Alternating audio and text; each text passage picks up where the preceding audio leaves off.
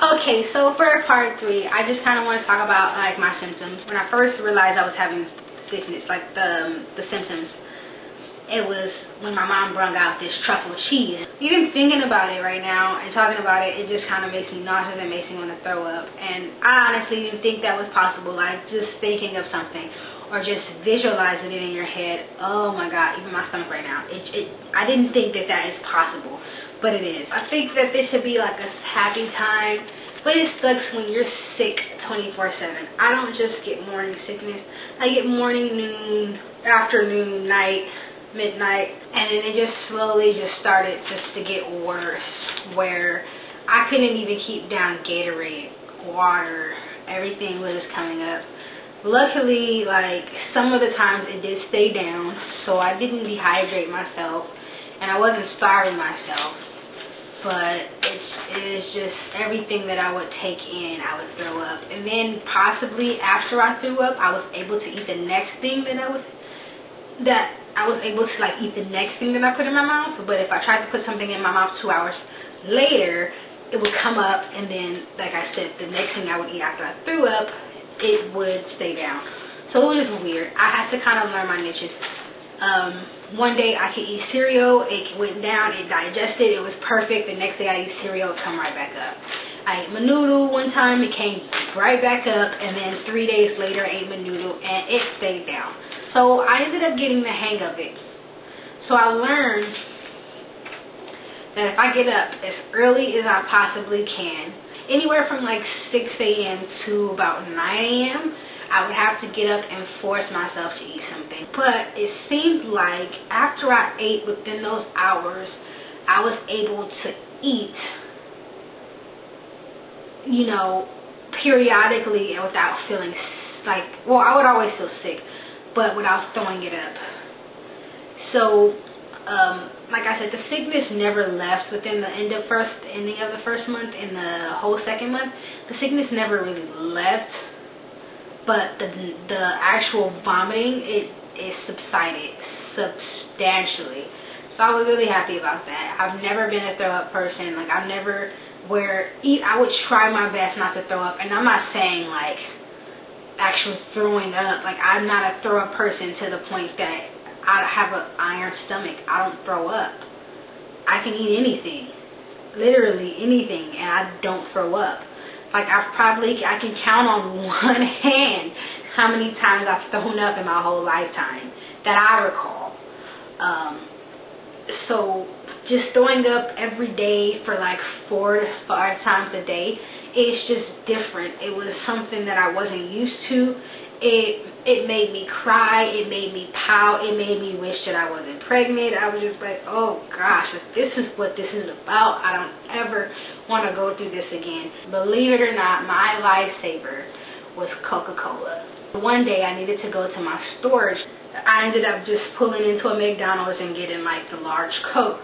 And I ended up drinking that, and where I would be really worried that I would have to stop the car at like a light or pull over and throw up, I drank that Coke and I felt like the best that I've ever felt since I've been pregnant. Like I was like, yes.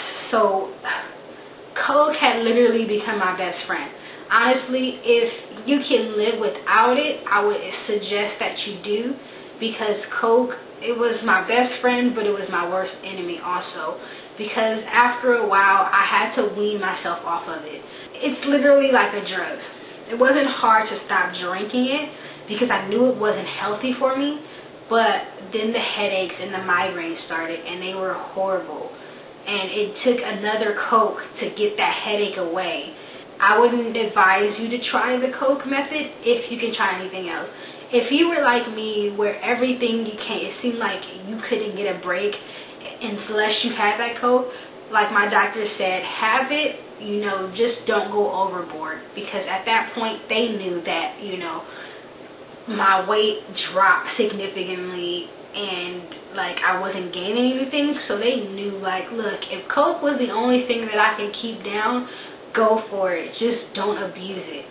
So Coke, like I said, was my best friend. I have learned that this pregnancy is magical, it's powerful, and the reason why I say it's like magical is because it's forcing me to eat healthy in a way. Fried foods, it won't stay down. I went to the LA County Fair and I was able to get one of those blooming onions, and that was like the only fried thing I was able to eat in a while. So that was good.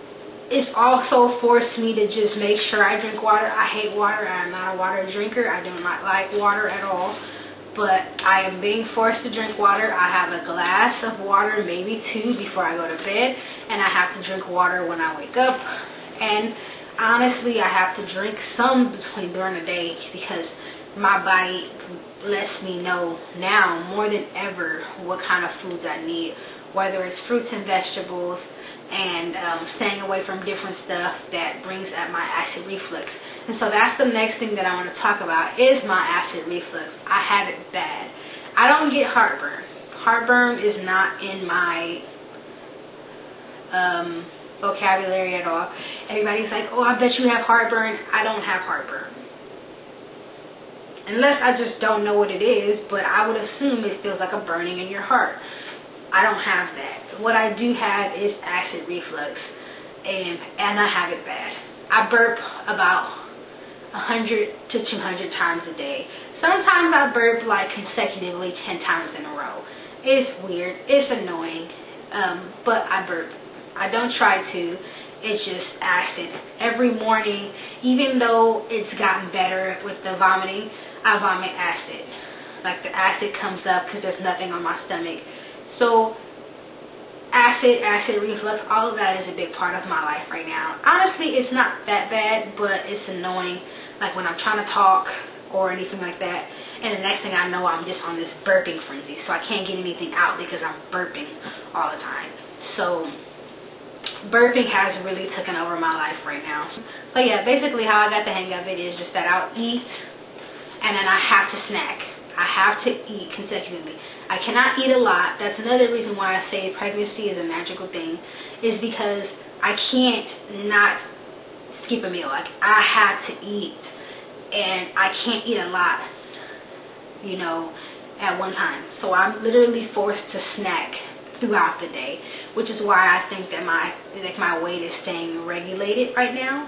I think that's the reason why, like, you know, that part I don't have to control as much.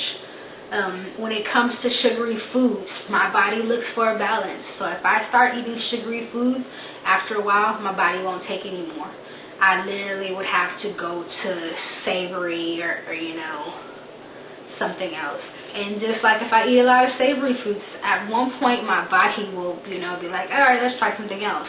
Like my body forces me not to just eat one thing, but try to eat a little bit of everything, whether it's dairy, like yogurt, or, you know, or I go to nuts or carbs, something, but my body is just kind of like, I want a little bit of everything, so it's always different for me.